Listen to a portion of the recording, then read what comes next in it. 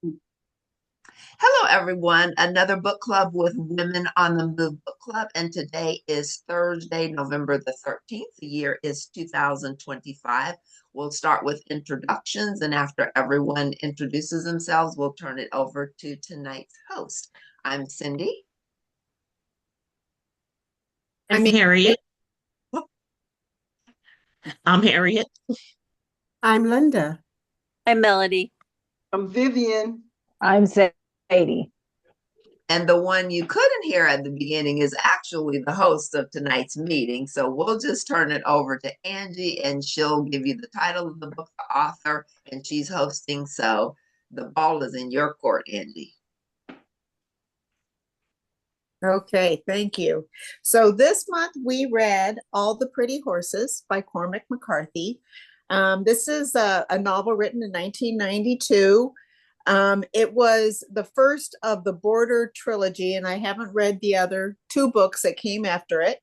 But the novel takes place in 1949 in the West Texas town of San Angelo, is where it starts at the Grady Ranch. And at the beginning of the book, the patriarch for the Grady family has died. And so this is the story of the next year and a half of his 16-year-old grandson, who lives at the ranch, John Grady Cole. So, I was putting together a quick summary of the story, and it almost sounds, and I don't want to say laughable, but it's just the sequence of events are so many that get packed in there that it kind of sounded silly. So before, I wanted to say that there are so many parts of this book that are either just beautiful or written in a very, in a way that you really feel like you are right there. The title comes from a nursery rhyme of all the pretty, bring you all the pretty horses or something. I looked it up. I didn't know it, but I picked this book because I love the name. I thought all the pretty horses sounds nice. When I was growing up, I had a horse, so I've always loved horses. I don't have a horse anymore, but I have dogs and I love them. So I know that kind of relationship you can have with an animal. And that's why I picked the book.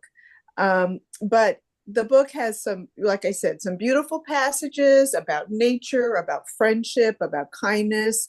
But there's also many scenes that are bloody, dusty, cruel, painful, sad, all those things that you find in Westerns.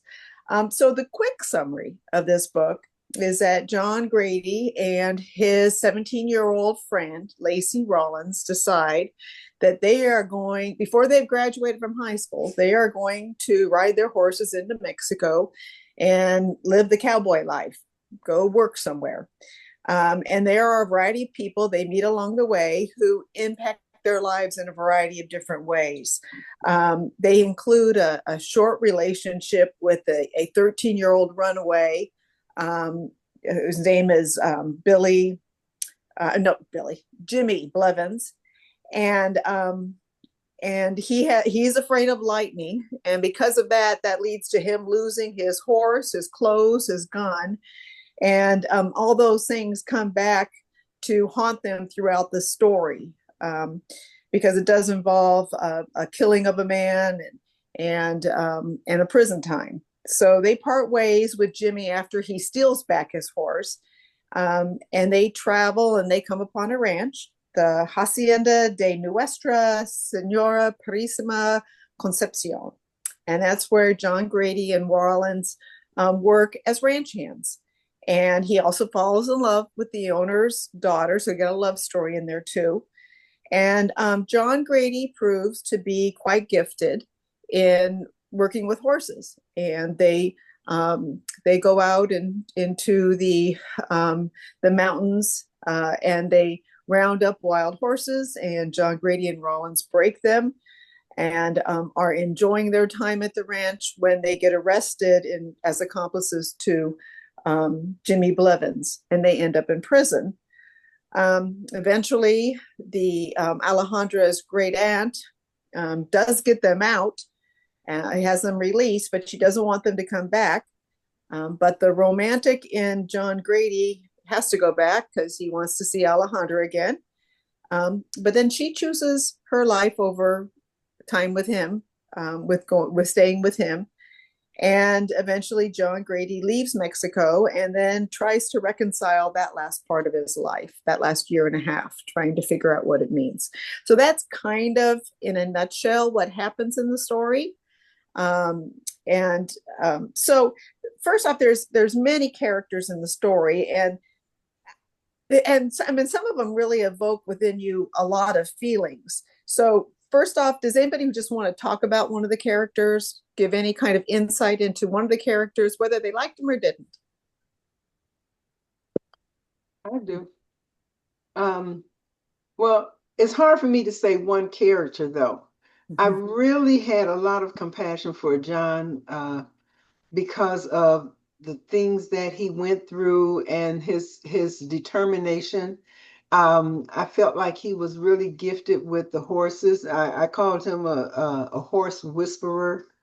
Um, his determination to go back to that girl's ranch after he got out of jail, to me, was really bold. And the fact that he stood on the truth every time he was questioned or anything that happened, he would, no matter what, he told the truth. And I think that helped him in the long run, because he when he got pulled into this judge close to the end, he he actually got out of trouble. They thought he was stealing horses, but he got out of trouble because he told the truth. And I like that about him. But he was kind of pitiful too. I just felt like life gave him a bad hand, with his mom not caring for him, and with her selling that ranch, and that was what he lived for, was to take care of that ranch and live on that ranch. So it kind of put him out into the life that he fell into, because he had to get off of that ranch. Yeah. So I felt really compassion for him, but I also like Rollins too. Yeah. Yeah, I like Leave it like him. that. I love what you say about him, and I kind of want to go back and find out like what you think, why it made him that way, because he was only 16. You think about that. Exactly. Correct. Holy moly. And this is 1949, and maybe you know he didn't play video games all day, so he had other skills developed. But he did have one of the best quotes about truth in there, where he said that, so I think he's talking to the aunt, the what's her name, Alfonso, and he says the truth. She says, "What is the truth?" And he says, "The truth is what happens." And she said, "No, the truth depends on who's telling it, and I'm telling you what the truth is now." And you see that throughout the story, that people have their own truths. Yes. That leads them into problems sometimes. I mean, that was why the captain was so cruel, and that was, why, he certain things went different ways, but he felt the truth was what happens and what he lived, period, and not what he wanted to make the truth be. But why do you think he had those? I mean, because he had some really great characteristics of honor and responsibility. And then he was 16 too, so he had 16-year-old behaviors at times too. So what do you think led to that? Probably his upbringing with his grandfather, I think the grandfather being and having to grow up as a sense of being independent, because his parents was not around. So he basically was on this ranch on his own, being raised by abuela. And she probably poured a lot of those characteristics of what it means to let your word be your bond, things like that, and their work ethic. He saw them model that, the workers on the ranch. So that's all he knew, that you work hard, you told the truth, you kept your word. And I like that about him. And I also like that I like Rollins. That was a true friend. He stuck by him closer than a brother. Yes. He was a true friend. I think their relationship, and that was so beautiful to me, was they were always telling each other, I'm not going to leave you. I have your back. we're bound together. And so I thought that was very special. Mm-hmm. I think they held each other accountable as well. I mean, Yeah. Mhm. I think John was a little more honest and morally, he was a little more right than Rollins. Like Rollins really wanted to just leave Blevins. And Mhm. at that Mhm. point, it's probably Right. after the end of the story, we realized that probably would have been a good idea. But, but, ultimately, even at the end of the movie or end of the book, Rollins even made the comment that, you know, um, he kind of had a liking to Blevins, even though he fought against him as much as he did. Mm-hmm. I liked how they built up those characters. Mm-hmm. I guess I just wish for John's sake that he would have like expanded upon his honesty and his truth. And to be fair, the adults should have asked more questions. He was just telling basically what he was doing.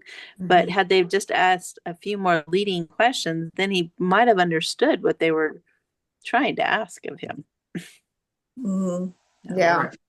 Right. And Rollins, he did, before they took Jimmy Blevins out, the truck, he kept saying they're not going to kill him, and that's just not right. So he kind of knew that that they had a bond, that the kid had ridden with them, and so they Mhm. built ability for him.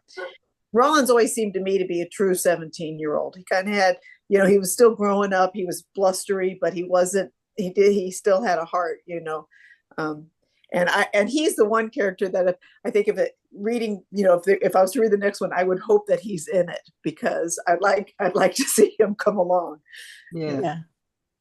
So, I just want to add, when you were mentioned, Angie, about where John's sense of responsibility came from. When you think about it, since this takes place in the 40s, Linda, you said something that back then was your word is your bond. Mm-hmm. That's Mhm. how our grandparents were. You didn't Mhm. contracts. If you said it, your word was your bond. Mhm. And I believe that he at 16, even though he was young, back then it's like men at 18 years old, they were getting married, 21 for sure. Mhm. And they grew up so much faster. Life was harder because the average lifespan was in the 40s. So they grew up a lot faster and had to Right. be a lot more responsible. And John definitely had, when Jimmy came into their lives, John definitely had more empathy for them,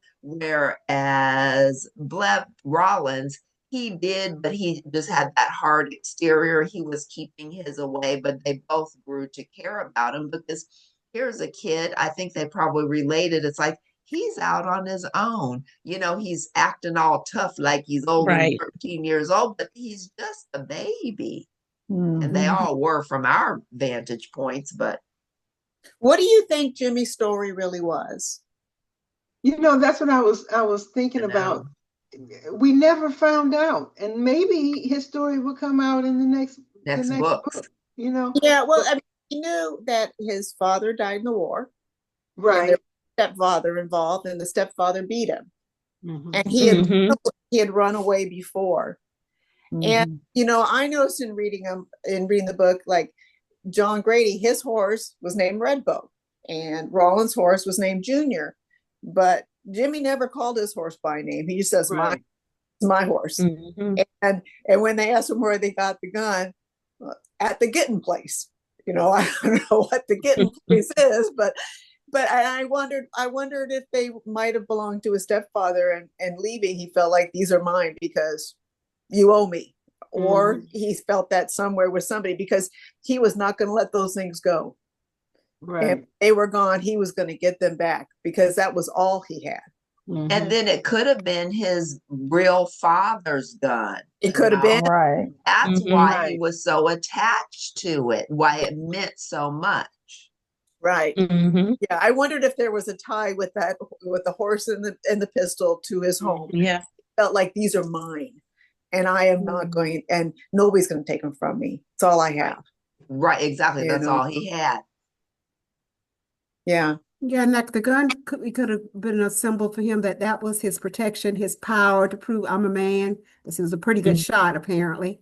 And yeah, that horse let others know because it was from the description, it was a magnificent horse. right. Let people Mhm. know although I look tiny, I may be 13, I'm poor, but look at my horse. So I am somebody. So Mhm. the gun was represent his power and his protection, and that horse as a reminder, I am somebody, or I can become somebody because look at this horse I got.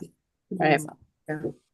But he's So still he, a young kid. He wanted to be with he's still a somebody. kid, yeah. Yeah. wanted to be a So man. yeah, so it really looks like he tied his worth into the things he had because he Mhm. didn't get that validation from his mom Right. because after, his father died, uh, he was not important to her. Another thing I wanted to bring out too was when we think about these characters, and them being uh, children of the post-war era, um, that too, that time, and I think Cindy alluded to it earlier, there was a lot said about your name and your reputation. And so a lot of that is what they received from having people associated with the military and your work ethic and all those things. So I think them having father and grandfather who were part of the military also shaped who they were. Yeah. I always thought that they seemed older than they were in some parts. Yes. You think that they're men, Hmm. and then you realize, and then they make decisions that aren't good, and you realize, oh, they are teenagers. So especially the 13-year-old on there, and he kept telling everybody he was 17. But Yeah. some of the decisions he made were awful. Yeah. Hmm. Then Well, you there, realize, oh, these are kids. yeah, they were very egocentric. All his decisions were, Yeah, because maybe he's always had to take care of himself. right. There were many women in the story, but none of them had real central roles. I didn't think. Is there any woman that stood out for you? Even I guess the Alejandra, aunt to a certain Mm. extent, right. but I was disappointed with her because Mm-hmm. I expected more from her. I It was great that she saved them, but not to even ask him his story, not to even listen. It bothered me because it was like I mean, I don't know, you could have cleared this up very quickly Mhm. just with wisdom that she had already because you knew she probably experienced something very similar in love or whatever. And I just was disappointed. I was disappointed that she didn't become more than I expected her to. But She I said think at she one was, time that she was not jaded. Was.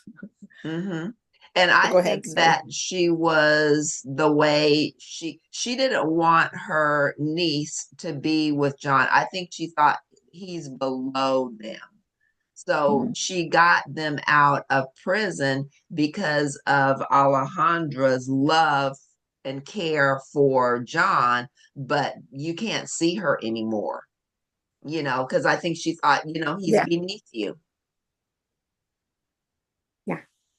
Yeah. And Mhm. funny, he came from a ranch too. He always said he was Yes. poor, but he actually came from a very similar background in the sense that he could have been the same level as her, but he played it off as being poor.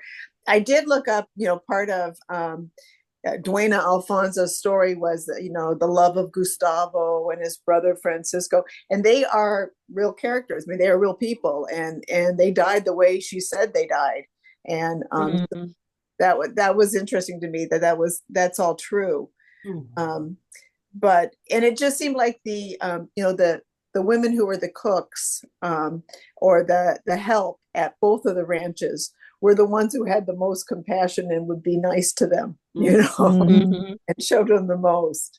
um, and I just thought that it was just so sad about his mother, that when he did go to see her, and he was like, like, isn't there something more to it than that? play. I mean, he just thought it was, didn't have a moral to it for him or anything. He just thought she gave me up and the ranch up for this. It was just, Mm-hmm. it was just sad. Are there any scenes there that really set out to you, or passages that you really loved?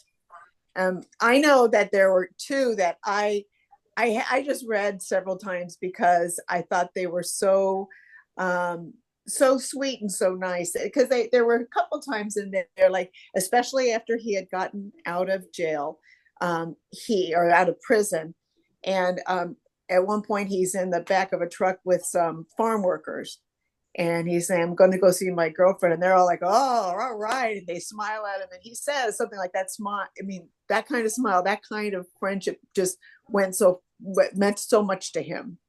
And then later on, let me find it. There are some children that he is with. And it's one of the times that he tells you what the kids are saying and doesn't just give you the Spanish, because sometimes you have to go look up the Spanish to find out what's really going on. And he's saying, yeah, he's going to go see his girlfriend, and there's a problem because she's rich and he's poor. And they're going, oh yeah, well, you got to talk to the grandmother. She runs a family. He goes, well, talk to the grandmother. She's not real happy with me. She doesn't want to say, oh, that's bad. We got to think this. You better get somebody who can intercede for you. And he's like, well, there's no one. And then one goes, but remember, he's poor and she's rich. And the boy goes, no. He's not that poor. He's got a horse. And then John Grady says, yeah, the grandmother gave me the horse. And then they're all, oh no, you better pray. One said, you better pray to God. And the other one said, you better get a healer or a witch or something like that. You are out of luck, mister. And then the other one was the wedding, when he comes upon the wedding right after that. And there's a couple, and they're in clothes that are, it makes the point that the men's clothes is kind of big, and the musicians they don't look, they aren't the best, but they come out of the church, and boy runs by and splashes the water, and mud gets all over their clothes, and it goes through a long thing where the groom looks down and he looks at her clothes, and she looks down and looks at his clothes and her clothes. They look down the street and they see the child running away, and then they just both bust out laughing. And everyone laughs, and they go and have a.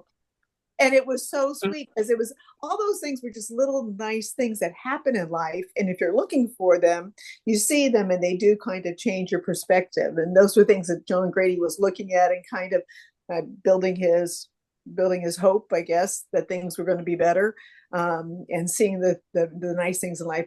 Because he spent a lot of time on little things that happen, in life. And you wonder, why is he putting that in there? But I love those pieces. So. Did anybody have any scenes that they really enjoyed? I have a scene that I would like to share. It wasn't, it wasn't like a happy scene. It was really sad when John and Bleb Rollins are in prison.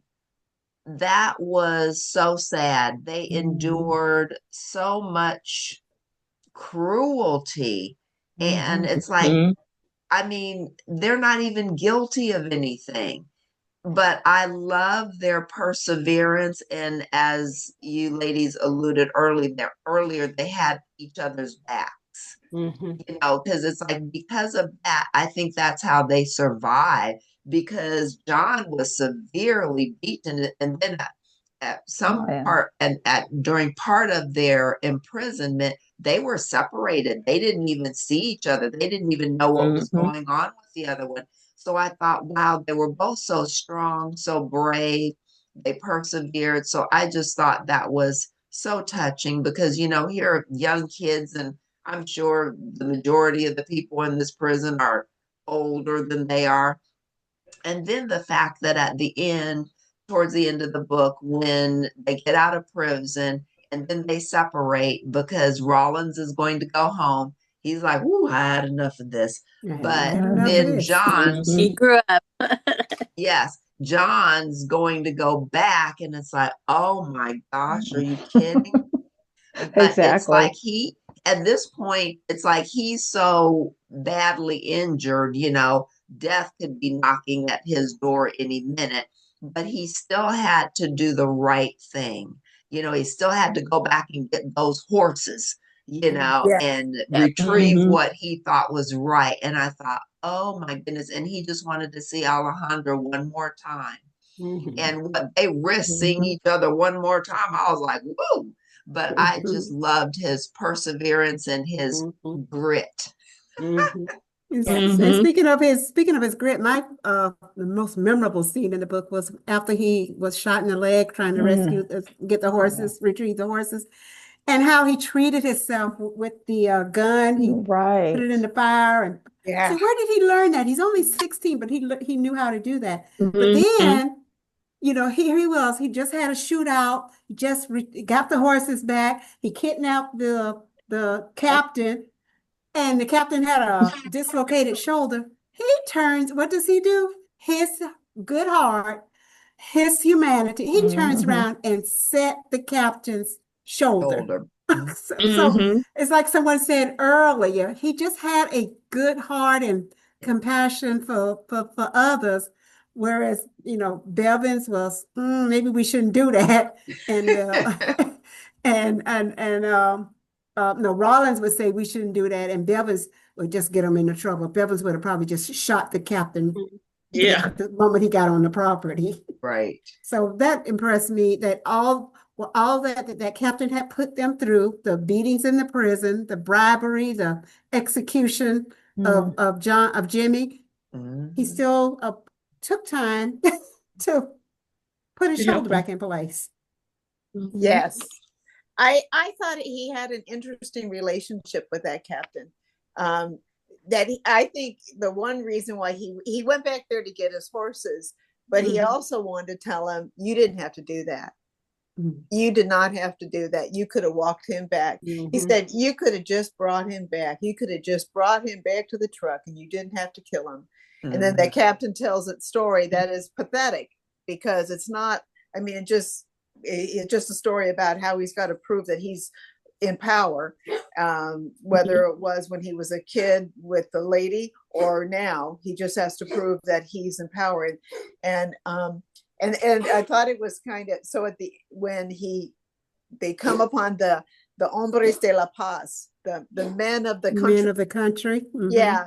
And I kind of looked it up and it said it's really, the police were not, he probably wasn't even a policeman. He probably just took that title of unity. And those people weren't always favored. And so the men of the country are like, yeah, well, we're the real law, you got it. We'll take them from here and you can be on your way.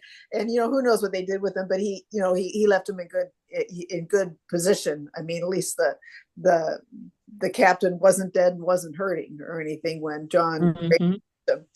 But I also thought it was interesting that when he leaves Mexico, the mare that he had, the one that had been wild that he loved, it leaves. I mean, it runs back and he leaves with only those 3 horses. He doesn't take anything else, and he wants to take, Junior back to Rollins, and he wants to find the owner of Blevins' horse, I think the other thing that I liked about him too, and to me, it should have shown to the father, to the aunt, to everybody, is his gift with the horses. Because he really truly was able to work with, and you could even tell with the 3 horses that he, or even the horses that he was dealt with, that was given to him, they all trusted him very much and knew well enough that he wasn't going to do them harm if he could. So didn't you love that scene where he's riding that stallion from Kentucky and he's talking to it and he's telling him, I'm the commander. I give you everything you need, and I'll, and he talks to his own horse quite a bit too. It always says that he's talking to him, and just kind of building up that relationship so that they hear his voice. And they say that when they heard his voice, both Red Bow and Junior would whinny, and they would come from wherever they were in the fields up, So that kind of long time relationship they had with each other with the horses. But what was his name? Senor Hector or Don Hector, the father. He was, well, first off, they didn't consider themselves Mexican. They considered themselves Spaniards. And and he had that whole thing about the pool table in what used to be in the chapel of the and he was going to have it de-chapelized. I don't know how you do that, but he said I didn't really like to do that because he likes to think that God's right there, like he can have things. Like he because of who he is, he has all things. He doesn't have to hear what John Grady has to say after something. He doesn't want to ever speak to him again because he feels like he already knows. And it's that whole power model that was not nearly as honorable as John Grady was, but and I also noticed that, Alejandra had the same kind of life. Her mother didn't want to live on the ranch either, like John Brady's mother, and she makes a comment one time. She says it's too boring there, but she's in Mexico City and she doesn't have that many friends there. They don't go out that much, So they both had those problems, growing up, even if they had the ranches. So. Okay. Yeah. When we talked a little bit about the prison fight, I also felt for that little Cuchero, the boy, because the one who he ended up in a fight with, because he was put in that position too. And I think that Perez guy who kind of was the inside big bad guy, the one who then took care of John Grady and got him well. He was kind of the puppet master there. He kind of made things happen inside the prison, and I felt bad for him because he was a kid too. So let me see. Anything else pop up about the story? I do love the ending. One thing I wanted to talk about is the writer's writing style, because there were, in some of the scenes in the story, the way he wrote just was such a calming way. And especially when he wrote about how they would find the wild horses and how John would talk to them and just get them to calm down. It's just the way he wrote that whole scene. It just made me calm down. I love the writing style that would garner that emotion where you were right there with them during the fight. You were cheering for them. Oh, don't hurt them, don't hurt them. But then those parts in the story that he wanted just you to calm and take in the story, take in what was happening in the scene. And I love the way the writer did that. I thought it was different when he explained, what they were doing. And then when you got to part 4, the writing seemed different to me, his explanations were different. I don't know. It just seemed to change. Did his lack from part 3 to part 4. Did his lack of punctuation bother anybody? Because, at the beginning, there's no quotations, and then the captions don't have apostrophes, and sometimes the sentence goes on for forever, and. I thought, I wonder what in fact, I kind of looked up some stuff about the editing of it, and they said the editor of it was the same editor that Faulkner had. And I thought, well, that kind of, because sometimes for Faulkner, a lot of times I got to listen to it to even get the story because I get lost in the words. They all run together for me. But I thought that was funny too. But the end, when he gets across the Rio Grande, somebody thinks he's stolen the horses and he ends up with the judge. And I think you've already talked about that and how he has to kind of go get absolved by the judge, talk it over with the judge after. He finally found an adult who will listen to him and will advise him, because nobody else was they were advising of what they wanted. He was the first person who was willing to look at life from John Grady's point of view. Um, Mhm. And he so was still worried about giving those horses back. He still wanted yes, to give the horses back. yes. And then I did find there's humorous things about when he saw, Reverend Blevins on the radio, and went up to that home. And how, the wife was so proud that he was the first person to have you put your hands on the radio. I don't know if that's true.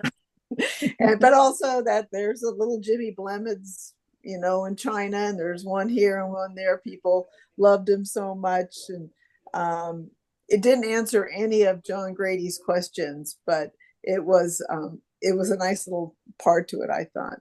So Exactly. At least he knows he tried. So he doesn't have to feel like, he didn't Mhm. try to find Right. family.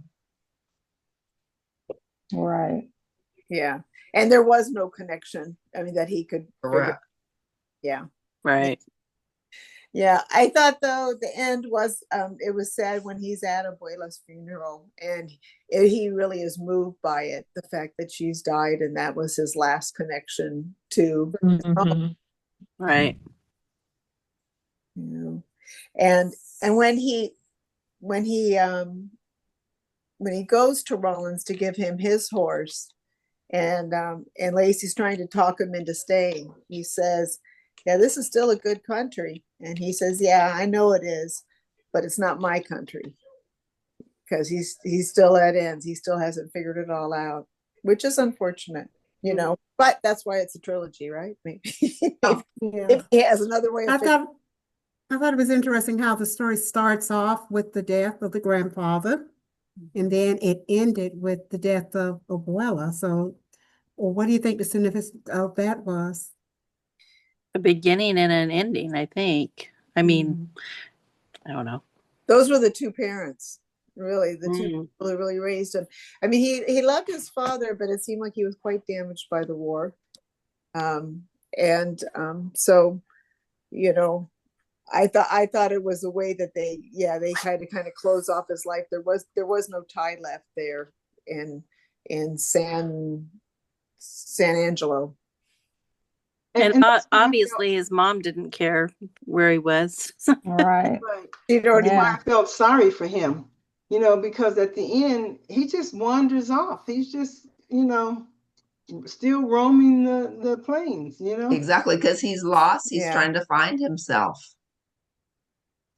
Exactly. And Rollins really And tried to get him to stay, but Wow.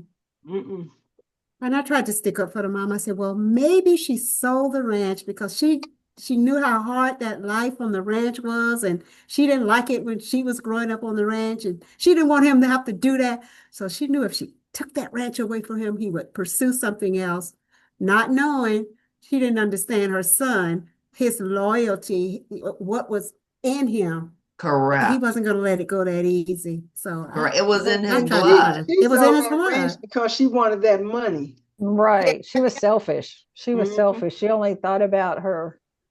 The ironic thing, though, is that she said that ranch never made much money, and she was talking it down. She was going to sell it, and then when John Grady goes back and Roland says, "Hey, they're digging for oil around here," and you're thinking, all that land. I'm sure they ended up with that land, Mhm. and she would have been much better off, and they would have been okay. They would have had something to live with, but Right.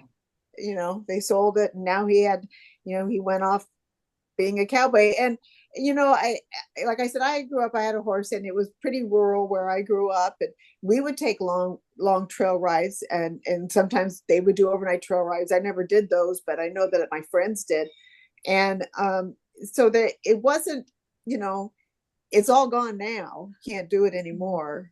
But in 1950, he just probably kept riding west, Yes.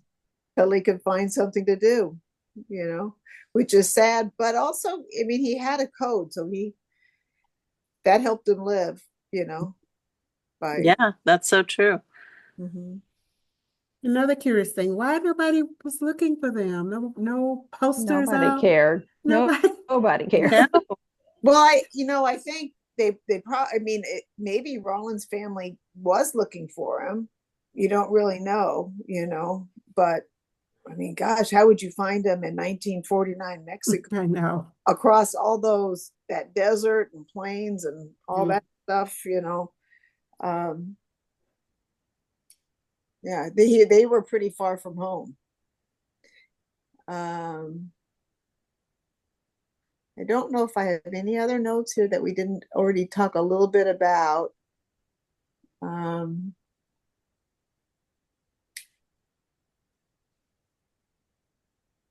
They did, the one thing that was in there that I didn't understand why it was in there was about the horse from Kentucky, the stallion that the man went and got, who couldn't read, who couldn't write, who went with money in the letters. And he ended up in jail and he ended up this way and that, but he came back with it. He was very honest. He had all the money, all the change, everything. He gave it back. And I wondered why that was important to the story, maybe to show there were other honorable people, places, because he wasn't in it again. But they made that was several pages. It went on and on about it. So I don't know if anybody has any ideas, but on why that was. Yeah, just looking at the other trilogy, whatever, I think they're separate stories. I'm not really sure that I think it's just strictly about the crossing of the borders, but I don't think it goes back into any of their lives again. Are they different eras, time eras? No, one is the crossing, which is I think the next one, looks to be just before the Second World War. So it still would be in that time. But I can't find the other one yet. I know there's 3, but it's just interesting because I'm not sure they're related. I know when I said I was reading Cormac McCarthy, one comment I got was, "Oh, is it really bloody and gory?" I guess his other books are all pretty graphic. Yeah, well, I mean, he wrote No Country for Old Men or something like that, which yeah. And the Meridian, the Line Meridian or something like that. Yeah, and the prison part was kind of yucky, Right, it was. Yeah. It was pretty brutal. It was.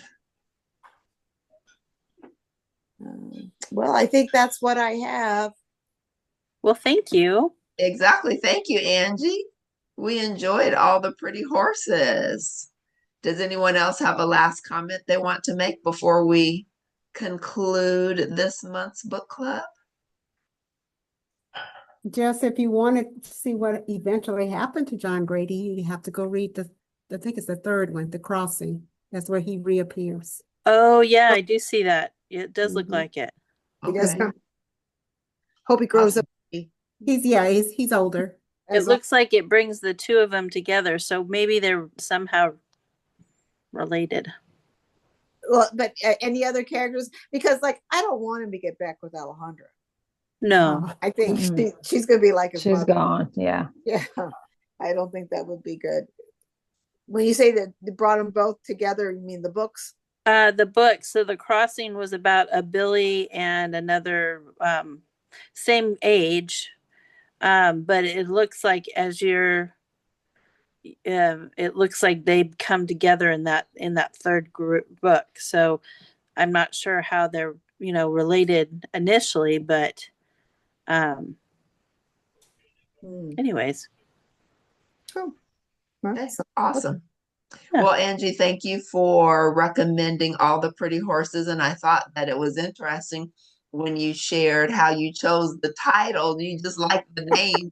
I mean, how you chose the book. You like the title, and you used to have a horse, so it just turned out to be just fine. Yeah. So awesome. Thank you for All the Pretty Horses by Cormac McCarthy. And that's it for this book club.